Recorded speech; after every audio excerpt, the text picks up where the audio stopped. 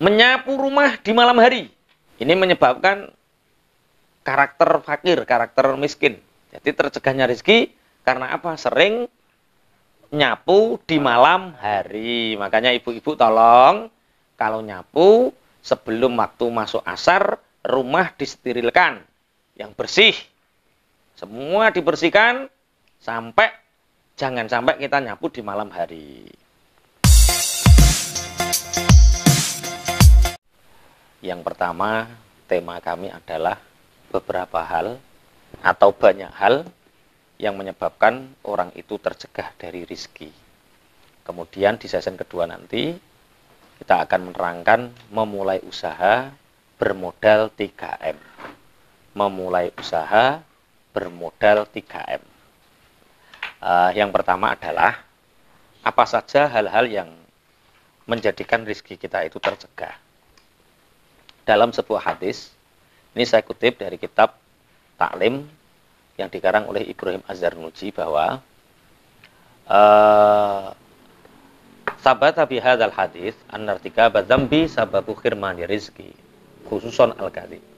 Jadi sesungguhnya seringnya melakukan dosa itu menjadi sebab tercegahnya rizki. Tapi yang paling khusus dosa yang membuat rizki itu mampet adalah perbuatan dosa bohong. Jadi al-kadhib. Pembohong itu akan tercegah dari dosa. Kok tercegah dari dosa? Tercegah dari apa? Rizki. Di samping itu juga al-kadhib yurithul faqra. Bohong itu juga mewariskan kefakiran. Semakin orang sering berbohong, maka dia akan semakin fakir. Semakin dia semakin sering berdusta, maka rezekinya akan semakin terputus. Artinya, seorang pengusaha pantang sekali untuk berbohong. Seorang pengusaha pantang sekali untuk berdusta. Jujur. Harus bersikap jujur. Kemudian, waqad warada fihi haditsun khasun. Wa kadza naumus subhah yamna'ur rizqa. Begitu juga ada hadis yang sangat khusus sekali. Apa itu? Tentang hadis-hadis yang menerangkan tentang subuh. Tidur di waktu subuh. Keterangannya yaitu tidur di waktu subuh itu mencegah rizki. Ini jadi tolong hindari tidur setelah subuh. Ini nanti karena ini saking banyaknya tak baca artikelnya saja, tak baca makhotnya saja. Nanti tanya jawab season pertama tidak digabung dengan season kedua, setelah itu baru gabungan. Yang selanjutnya, jadi yang pertama adalah bohong yang mencegah rizki, yang kedua adalah tidur setelah subuh. Wa kathratun naumi turithul faqra. Di samping tidur setelah subuh, banyak atau sering tidur itu juga menyebabkan fakir. Jadi jangan terlalu sering tidur. Pagi tidur, siang tidur, sore tidur, malam tidur. Urip kok entek nggo turu. Urip kok entek nggo turu. Nah, ya bener, banyak tidur itu menyebabkan fakir. Tapi ada lagi sesuatu yang diakibatkan karena banyak tidur di samping tusul faqra wa faqrul ilmi aidon. Juga orang yang sering tidur itu fakir ilmunya. Artinya fakir ilmunya itu tidak bisa diajak untuk belajar. Makanya ada satu syair, wakilah ini dari Sayyidina Ali, wakilah dari yang lain, yaitu jangan kalian perbanyak tidur. Sururun nasi fi lubsil libas wa jam'ul ilmi fi tarkin nu'as. Bahagia sekali orang yang bisa memakai pakaian dan mengumpulkan ilmi itu di dalam meninggalkan ngantuk. Jadi wong nek sering ngantukan ya ora oleh ilmu, wong nek iso nganggo pakaian sing apik iku ya iso ayem. Tapi begini, jadi orang itu harus orangnya baik walaupun pakaiannya baik. Bisa jadi pakaiannya baik, orangnya baik tapi pakaiannya tidak baik. Misalkan ibu melamar seorang laki-laki itu seneng wong yang ganteng, pakaiannya elek, Apa wonge elek pakaiane apik? Milih sing dikira-kira. Ya kudu wonge sing apik timbang pakaiane. Kuwi ora pilihan jenenge. Iya. Nek wong apik, wong ganteng iku ora usah pakaian lak ya ketok ganteng. Oke, dilanjut. Jadi orang yang ingin ilmunya tambah itu tinggalkan ngantuk. Satu, penghambat rezeki tadi apa? Bohong. Yang kedua, tidur setelah subuh. Yang ketiga, karena banyaknya tidur. Kemudian Ibrahim Az-Zanurji lagi menambahkan yaitu wan naumu uryanan. Tidur dalam keadaan telanjang itu menghilangkan rezeki.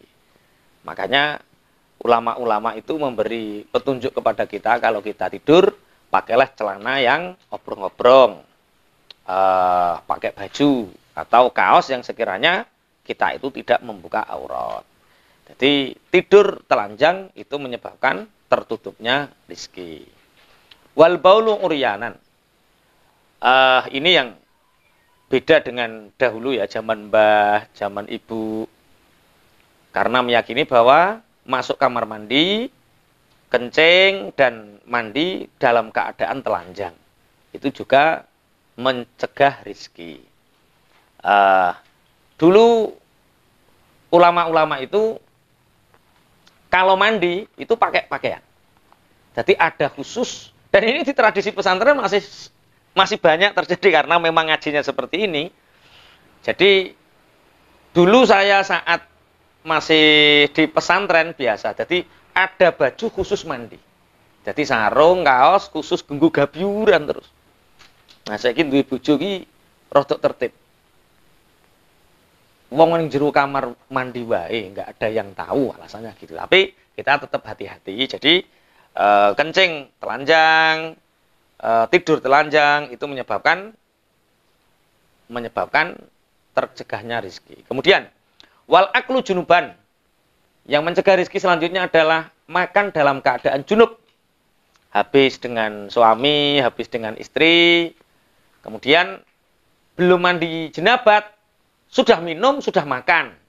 Nah, itu menyebabkan tercegahnya rezeki.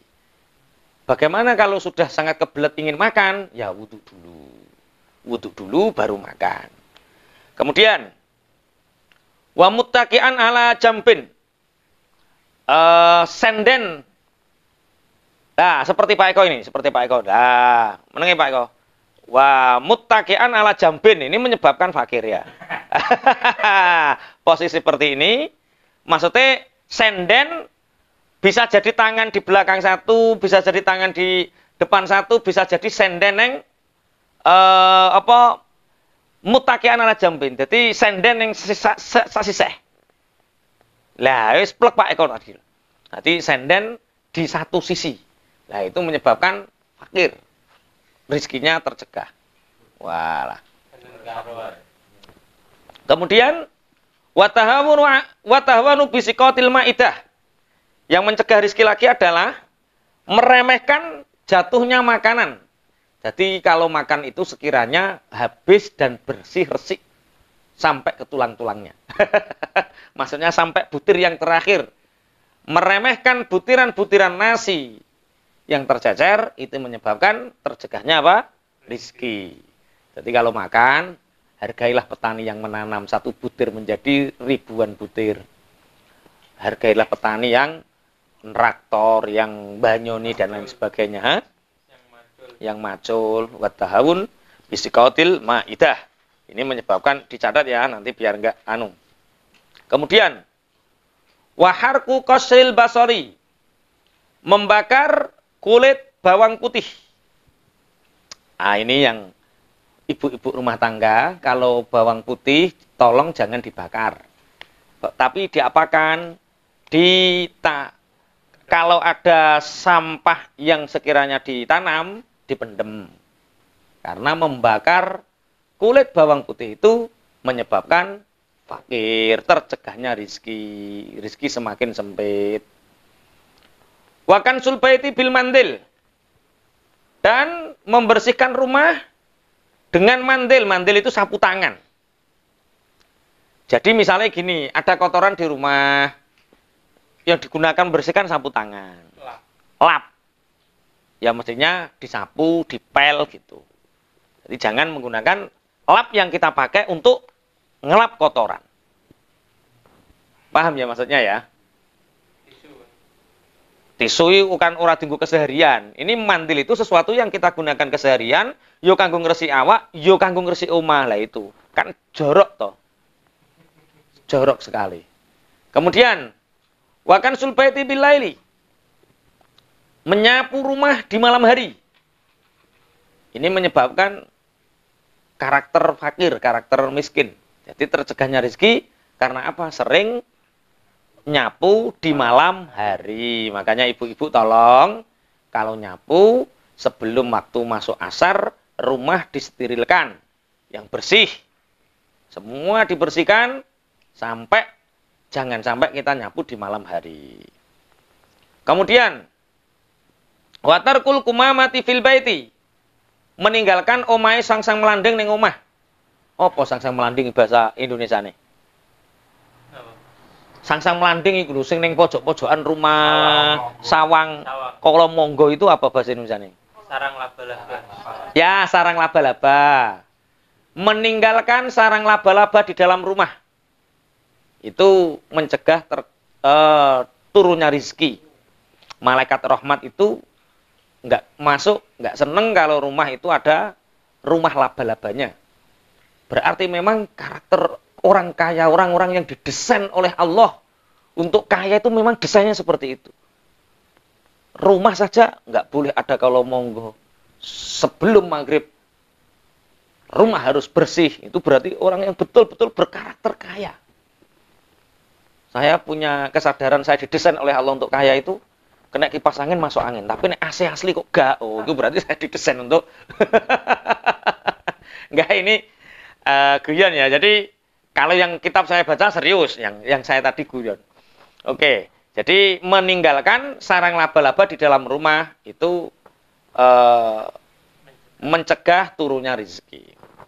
Kemudian wal masyu quddamal masyayikh, berjalan di depan orang yang lebih tua dari kita atau guru.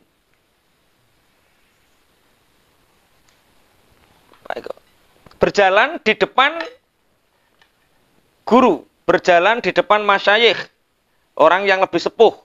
Ini menyebabkan fakir. Nanti kalau jalan lihat-lihat.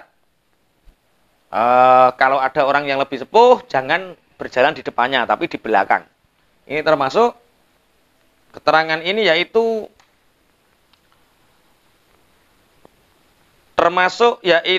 istri yang berjalan di depan suaminya.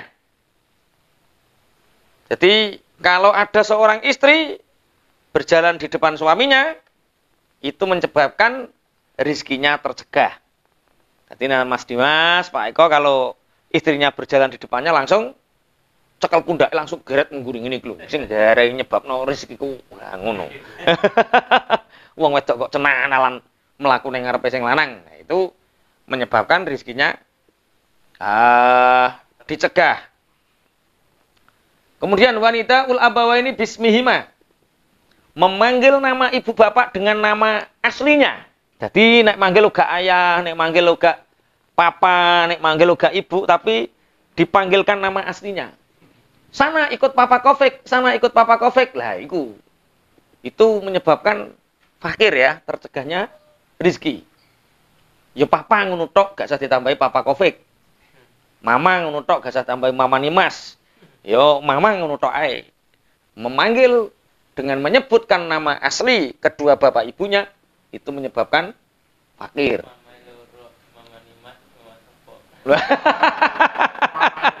Iya biasanya kan begitu ya. Terus mamane loro, mamane Mas karo mama sapa kon. Ya, wal khalalu bi kulli khosyabatin. Apa selilit iku apa jenengane? Nyelan-nyelani untung nganggo selilit itu apa namanya? Selilit. Bahasa Indonesia ini selilit ya. Hah? Nah, menggunakan tusuk gigi dengan semua kayu. Misalkan wayah di dapur dicukup nggus lilit, wayah apa lah itu nggak boleh. Kalau ya sembarangan menggunakan tusuk gigi. Nah, itu tusuk gigi itu harus yang tusuk gigi itu. Kalau sembarangan itu menyebabkan tercegahnya apa? Rezeki. Wa ghuslul yadi bitini wat turab. Membasuh tangan dengan debu dan linet. Jadi biasanya membasuh itu ya membersihkan tangan itu harus dengan sabun, harus dengan sesuatu yang sekiranya lebih bersih. Tidak menggunakan yang berbau turab dan tin, yaitu linet karo lebu. Lah iki sing anu. Wal julusu 'alal atabati. Duduk di atas atabah. Kalau atabah itu artinya yaitu apa? Yo, centelane lawang lho apa? Bahasa Indonesia apa? Lah ngono lho. Beranda ya. Duduk di beranda pintu. Jadi pas duduk ning tengah-tengah lawang. Ya, duduk pas di tengah-tengah pintu. Itu menyebabkan rizkinya tercegah. Kemudian wal ittika wala ahadi zaujayil bab. Ini juga senden di salah satu daun pintu. Jadi nek dek meng duduk pas ning tengah-tengah lawang, tengah pintu, nek saiki jadi ini pintu, sini pintu, kita di tengah seperti ini ya. Menghadap ke salah satunya. Kemudian sing nyegah rezeki ku sak mene kae cah. Masya Allah. Wat tawaddu'u fil mabrozi. Apa artinya mabrozi di situ Mas Dimas? Hah? Bukan, sebelumnya. Wudu di tempat orang buang hajat. Jadi wudunya di tempat kakus. Di kamar mandi. Jadi makanya kan hukumnya makruh kan seperti itu. Karena bisa mencegah rizki. Jadi kalau wudhu ya di luar, kalau membersihkan di kamar mandi.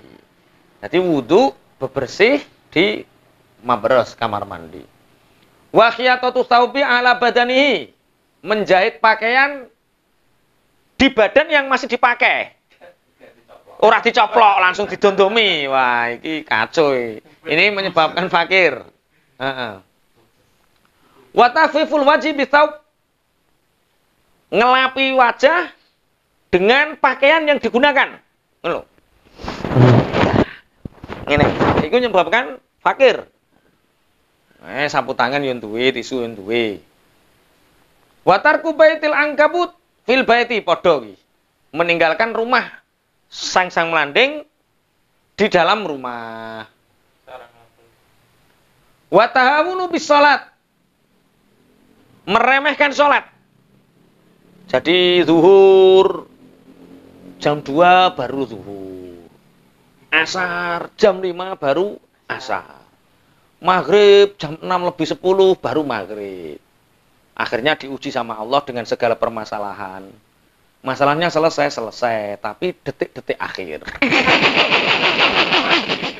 Pertolongannya datang, tapi detik-detik akhir. Karena memang dia ketika dipanggil Allah sholat, dia datangnya di detik-detik akhir. Lah ya ngono. Nek wayah kena masalah ruwet, lagi iling, ternyata dia sholatnya di detik-detik akhir. Digabung enggak? Apa? Digabung. Digabung piye? Kan akhir zuhur. Terus ngasar awal, melalui politikmu iku. Wa isra'ul khuruji minal masjid ba'da sholatil fajri. Cepat keluar dari masjid setelah sholat subuh. Artinya dia tidak berzikir dulu. Jadi zikir setelah sholat subuh itu membuat orang rezekinya melimpah.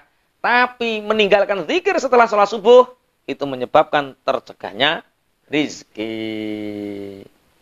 Wal ibtikaru fi dhihabi ila suq. Isu-isuan berangkat menuju pasar. Lah yo, Ya Allah, salatu khairum minan naum, salat dhewe pelancing ning pasar. Kadang ora salat. Ya nek ora salat iki ora usah dibahas. Ini bahas yang salat. Jadi semakin pagi berangkat ke pasar itu semakin menghambat rezeki. Bagaimana kalau pedagang? Ya diniatilah. Pedagang ini lumrahnya duha jam 6, ya buka jam 6 lah. Kecuali lah ini ya. Permasalahan bakul sayur. Bakul blonjo itu jam 2 malam sudah berangkat. Karena adanya pasar ya jam segitu. Tapi kesehatannya terganggu, finansialnya terganggu. Mungkin keberkahannya di dalamnya itu yang menyebabkan. Jadi itu kalau pedagang ya. Kalau tidak pedagang, kalau kita ingin ke pasar ya semakin siang semakin baik. Misalkan pasar adanya jam 6 ya, nunggu duha dulu. Kemudian kita berdoa la ilaha illallah wahdahu la syarikalah, lahul mulku wa lahul hamdu yuhyi wa yumiitu wa ala kulli syai'in qadir 3 kali baru masuk pasar. Insyaallah setan-setan pasar itu podo setruk kabeh. Maksudnya setan yang mau mengganggu kita itu udah setruk dewi-dewi. Dilanjut. Kemudian wal ibta'u firruju'i minhu, dan enggan untuk keluar dari pasar. Wes kadung mlebu pasar neng KDS, wes mlebu pasar neng mall misalkan, keluar kok enggan. Nah itu menyebabkan wes rezekine kalong tenan akeh tenan niku. Ya semakin di dalam pasar ya semakin banyak yang terbeli. Tapi mboten ini karakter ya. Ini yang kita bahas adalah karakter orang-orang yang rizkinya tercegah. Wa syira'u kasiratil khubsi minal fuqara as-su'ali, menjadi penadah orang-orang pengemis yang menjual roti kering atau corok ini beras elek-elekan. Jadi menjadi penadah para pengemis. Itu menyebabkan hidup kita akan fakir. Pengemis dikasih karak, dijual ke kita. Pengemis dikasih beras, dijual ke kita. Ini menyebabkan kita menjadi orang yang fakir. Wa du'a usyari 'alal waladi, mendoakan keburukan terhadap anak. Ini Masya Allah, banyak cerita tentang bagaimana anak yang merasa baik punya masalah dengan ibunya dan ibunya itu mendoakan buruk. Yang punya efeknya 2. 1, ibunya sendiri fakir. 2, anak yang sebenarnya baik punya dampak dari ibu yang tidak baik menjadikan fakir. Makanya ibu tolong kalau ngomong sama anak jangan doa-doa yang buruk. Anak sampean kok senenganin jajan, nek ning bakul diceluk, orang nggawa dhuwit, ya aja dilokke sing gak genah. Kok pinter nak, gak nggawa dhuwit kok iso tuku nak, wis bakat dadi menteri ekonomi nak. Ora kok bocah nakal sak piturute enggak. Jadi doanya orang tua yang buruk kepada anak itu bisa mengakibatkan rizki ibunya tersendat, rizki anaknya juga tertutup. Kemudian watarku takhmiril awani, meninggalkan membersihkan tempat yang sudah digunakan. Misalkan gelas habis digunakan tidak segera dicuci. Kotorannya masih ada di situ, dibiarkan beberapa hari baru mau dipakai baru dicuci. Itu menyebabkan tercegahnya rezeki.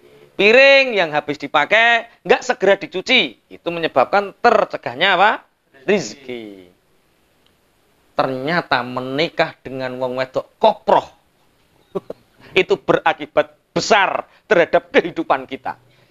Makanya didik wanita-wanita kita, istri kita untuk tidak hidup koproh. Bismillahirrahmanirrahim. Kemudian wa itfa'us siraji bin nafsi, kemudian mematikan api dengan mulut, meniup dengan tiupan mulut. Jadi misalkan ngono ki lho apa? Nyebul. Lah, itu menyebabkan rezeki kita tertutup. Lah, ulang tahun ini tambah akeh sing ditiup. Nah, Makanya jangan tradisikan, lah selentik. Makanya tradisi kita itu luar biasa loh ya. Ketika kita milad, ketika kita ulang tahun, ambeng direncak bareng ngono toh. Lah mbah ning tradisi ulang tahun itu kan terus nyebul-nyebul itu menjadikan rezeki orang itu tertutup. Dan rezeki terbesar kita itu sebenarnya kan keimanan kita kan. Oke, dilanjut. Kullu dzalika yurisul faqra. Semua yang disebutkan tadi menyebabkan kefakiran. Dari mana kita mengetahui itu? Urifa dzalika bil athar. Wa kadza al-kitabah urifa dzalika bil athar. Itu semua bisa diketahui dengan dawuh-dawuhnya para sahabat. Jadi yang tak terangkan tadi, yang ditulis oleh Ibrahim Az-Zarnuji tadi, itu semua keterangan diambil dari dawuh-dawuhnya para sahabat. Masih banyak ini yang menyebabkan rezeki kita sempit. Wa kadza al-kitabah biqalamin makutin. Ada orang pelit, saking takut kehilangan pulpen, pulpennya dikasih tali, kemudian ditaruh di situ. Dari kalau nulis di situ tidak bisa dibawa kemana-mana. Menulis dengan pulpen yang ditaleni, cek kurang gede dirantai, itu menyebabkan rezeki kita tercegah. Mulane pegawai ini tambah duwe utang. Dan orang yang datang ke situ tambah punya hutang. Ya, bermasalah. Kemudian wal imtithatu bimashtin mungkasarin. Jungkatan dengan suri yang pecah-pecah. Piye iku? Dadi suri elek niki lho dienggo sret-sret. Dadi suri bogang. Nah, surine sampean bogang to ora, Pak? Iku hati-hati, Pak. Menggunakan suri yang protol alias bogang itu bisa menyebabkan rizkinya tercegah. Wa tarkud du'a'i bil khairil walidain. Lupa meninggalkan mendoakan kebaikan untuk kedua orang tua. Jadi ini dari hadis sumbernya ya. Tarkud du'al walidain duyikul aish. Meninggalkan mendoakan baik kepada orang tua itu menyebabkan rizki ma'isyah kita sempit. Jadi tiap waktu, tiap detik, tiap apapun doakan kepada kedua orang tua. Maka kita akan mengalir rizki yang deras. Wa ta'ammumu qa'idan. Menggunakan sorban ketika duduk. Dadi nek nganggo sorban iku wayah pengen mami ngono kae, iku wayah berdiri. Sawu sufakum set ngono. Ora kok masak dhisik, ngene wayah duduk. Lah itu menyebabkan fakir. Nanti ketika nganggo sorban ketika saat berdiri, tidak dengan keadaan duduk. Wa tasarwulu qaiman. Menggunakan celana dengan berdiri. Itu menyebabkan fakir. Dadi nek nganggo celana, golek kursi. Lungguh sik. Lagi celanane dienggo, aja kok wayah ngadeg wer enggak boleh. Itu menyebabkan fakir. Nek wong wedok piye nek wong wedok ya? Nek wong lanang kan kaya Mas Dimas langsung biasanya ngadeg langsung wer ngono ae. Enggak, duduk dulu. Cari duduk yang agak tinggi, baru kita menggunakan celana atau sarung. Kemudian wal bukhlu, itu wis ora usah dicerlang, wis apal kabeh pelit. Itu menyebabkan fakir. Wal israf, israf itu berlebihan. Wal kasal, malas. Berlebihan. Watawani, selalu menunda-nunda. Ada kesempatan enggak diambil. Kok diambil orang lain, aduh atok aku. Diajak bisnis, waduh aku nggak mampu. Diajak buruh, tenagaku nggak kuat. Diajak ngajar, waduh ilmuku nggak cukup. Wah. Terus konopo wong kaya kowe ngono kuwi? Ya bae kaya. Terus konopo? Nah itu tawani namanya. Orang yang selalu menunda-nunda. Wa tahawunu fil umuri. Meremehkan segala urusan. Alah, koko gampang. Ini. Nanti gampang. Mas Dimas, ganti nikah. Oh, gampang. Itu menyebabkan tertundanya apa? Rizki. Kullu dzalika yuritul faqra. Semua itu menyebabkan fakir. Qala Rasulullah sallallahu alaihi wasallam, Rasulullah bersabda, "Istangzilu ar-rizqa bis sadaqah." Turunkanlah rizki dengan bersedekah. Wal bukuru mubarakun yazidu fi jami'in ni'ami khususan fir rizki. Dan setiap pagi itu penuh dengan keberkahan, maka turunkan rizki itu dengan bangun pagi, dengan bersedekah, dan akan bertambah segala kenikmatan, khususnya kenikmatan yang berupa rizki.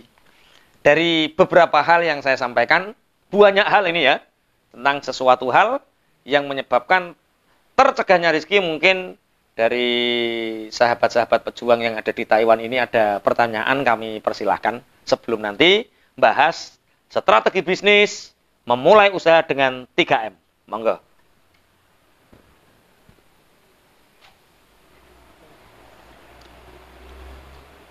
Tiga pertanyaan saja, maksimal 3 pertanyaan, ya. Ya, terima kasih. Mau menanyakan ini apa ya ini? Sebelumnya asana oneng. Adio. Ya, Allah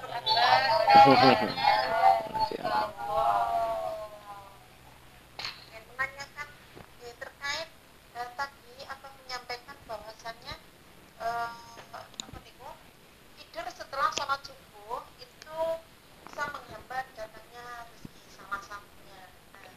Nah, apa nih, tidur setelah subuh niku apakah bisa dibilang lebih baik yang ya bukan lebih baik apa ya ini sing bangkong kali dengan tidur tidur kesiangan dengan orang yang tidur setelah subuh itu apakah memang yang lebih baik sing bangkong niku tak yo baik. Yo, bandingno kok barang sing ora banding iki piye? Tapi kadang tuntutan pekerjaan juga yang maksa kita tidur sehabis subuh tuh. Ya, terkait dengan hal itu karena kan ya memang mungkin kita yang ada di sini ya pasien kadang napa nggih tidur jam 3 pagi itu baru ada yang tidur jam 2 pagi baru bisa tidur. Jamnya itu boten sama. Artinya kalau pasien itu sudah terbiasa dengan hidup yang enggak sehat, dan membiasakan bangun pagi itu memang biasanya jam 10 atau jam kita jam makan siang, ini pasien jam sarapan. Seperti itu. Ini memang ada sebagian teman-teman yang memang menjalani pola hidupnya yang seperti ini. Kita mengikuti majikan, kalau kita pagi-pagi sudah bangun aktivitas, majikan juga risih. Majikannya jam segini kok sudah bangun, ngapain berisik kayak gitu. Makanya seperti itu kita mendapatkan teguran juga. Terus yang kedua itu terkait dengan soal yang ulur-ulur itu tadi apa ya ini. Kita juga di sini niki biasa memang mengefisienkan waktu. Kita pun tidak enak kalau nopo sebentar-bentar kamar izin sholat kayak gitu loh. Jadi seringkali kalau misalkan sholat zuhur itu digandeng dengan waktu asar, waktunya mepet dengan asar kayak gitu. Jadi kan kita sekali waktu izin untuk ibadah kayak gitu. Agar ya sama-sama menjaga perasaan majikan juga, daripada nanti kita kok sebentar-bentar terus akhirnya dipermasalahkan terus tidak diberikan izin untuk ibadah. Niki kan kedepannya akan lebih menyulitkan kayak gitu. Nggih. Niki maksudnya seperti itu. Terus kadang juga waktu maghrib niku napa niku waktunya sampun mepet dengan isya karena ya memang jam makan malam kan. Terus yang ketiga tadi berkaitan juga dengan waktu malam nyapu. Di sini kita juga seperti itu. Jam makan malamnya majikan itu tidak tentu, kadang jam 10 juga masih jam makan malam. Setelah itu otomatis bersih-bersih, nyapu, ngepel itu sudah menjadi kebiasaan. Nah, ketika kita melakukan hal itu di tempat majikan, itu apakah juga mempengaruhi tentang rezeki kita? Ini berarti dijawab ya satu orang 3 pertanyaan langsung. Nggih, mboten napa-napa. Yang pertama, tentang tidur habis subuh. Jadi ada satu kaidah dalam usul fikih, yaitu yustaghfaru ma fid dawam wala yustaghfaru ma fil ibtida. Jadi sesuatu yang sudah terjadi itu ditoleransi, sesuatu yang belum terjadi itu diketati. Jadi pada dasarnya tidur habis subuh itu ya tetap menghambat rezeki. Itu pola hidup yang buruk. Bagaimana kalau keadaan menuntut sampai batas apa? Misalkan kita bangun saja banyak berzikir. Berzikir tidak harus diucapkan sehingga tidak dikatakan berisik oleh juragan. Baik mana dengan bangkong? Jadi bangkong dengan tidur habis subuh itu dua pilihan yang sama-sama sebenarnya tidak baik. Cuma kalau bisa diempet minimal menjelang duha. Menjelang duha. Artinya sudah masuk duha. Kalau duha di sini taruhlah karena sekarang subuh jam 4, sebenarnya jam 6 lebih sedikit itu sudah masuk waktu duha. Lah itu, saat itu tidur sebenarnya nggak apa-apa. Karena waktu duha dengan waktu habis subuh itu lebih baik tidurnya habis duha. Walaupun saat duha itu tidur menyebabkan badan tidak enak, terasa tidak enak. Tidur yang terbaik itu waktu qailulah. Itu saat kita tidak ada beban, pekerjaan dan lain sebagainya. Itu Ibu. Jadi mana yang lebih baik? Ya, dua hal yang sebenarnya tidak ada yang lebih baik. Tapi sebisa mungkin kita menjaga diri, kesehatan kita, menjaga rezeki kita. Yang kedua, tentang menyapu di malam hari. Semoga nanti ketika di rumah sudah tidak sama majikan, huriyah, merdeka, semoga ilmu ini dijalani. Jadi memang pada dasarnya diakui atau tidak diakui, kita-kita yang kerja sama orang di sana itu kan rezekinya sempit toh, waktunya sempit, uangnya kelihatannya banyak, tapi kita nggak bisa mengalokasikan apa-apa. Nah, itu termasuk tersempitnya rezeki. Nah, makanya ya kalau sana gimana ya dikerjakan saja, wong itu tugas kita. Dalam bahasa usul fikihnya ad-darar yuzal, sesuatu yang menyebabkan kita nggak baik, celaka itu ya ditinggalkan. Artinya ini kalau saya nggak nyapu tambah dimarahi, ya nyapu saja. Kemudian yang ketiga, apa tadi? Tidur habis subuh, nyapu di malam hari, kemudian sholat. Sama Ibu, kaedahnya sama, yaitu sesuatu yang terjadi dan sangat terpaksa, itu tetap bisa dilakukan. Artinya karena al-masyaqqatu tajlibut taysira, dalam usul fikih itu, al-masyaqqatu tajlibut taysira. Kesulitan itu mengakibatkan tertariknya kemudahan. Dalam waktu normal kita di rumah, kita menjadi orang yang merdeka, bisa menyempatkan waktu di awal waktu, ya. Tapi bagaimana keadaan kita saat kerja di Taiwan seperti itu keadaannya? Nanti ada masalah ya. Al-masyaqqatu tajlibut taysira. Yang penting jangan pernah meninggalkan sholat. Tapi biasanya orang yang mengulur waktu di akhir, biasanya pertolongan juga berada di detik-detik akhir. Ibaratnya bal-balan ngenteni penalti. Iku nek masuk, nek gak suloyo. Begitu Ibu ya.